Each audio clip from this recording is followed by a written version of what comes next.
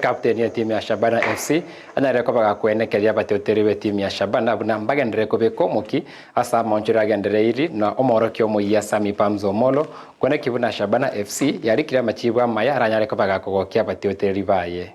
Kwa majina ni Jojo Nyango Rako, captain wa Shabana. Leo tumekuwa na zoezi, tumekuwa na friendly. At least bado tunaendelea kujeri, bado tunaendelea kuunda. Najua kwa poa but tunangangana pole pole. Okay, so far tuko poa kama team. Tuko saizi tuko number 17 na in second leg. So lazima tujikakamwe kama team, tupambane tuwa pamoja.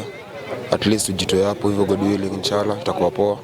But najua with the coming matches na work yenye tunaput saizi, by the end of the season tutakuwa tumeachieve kitu.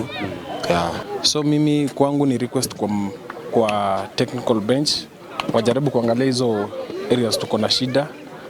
Hapo hivyo kwa defense waangalie vizuri ndio tusikuwe na concede mabao. Some areas, some few aspects need to be improved on. The conceding, as my fellow said, the conceding is so high. We're conceding on first half. It's a bit scary. Sometime our team has been conceding on the last minutes, but now as we have a new coach, we see we are conceding goals at the first half.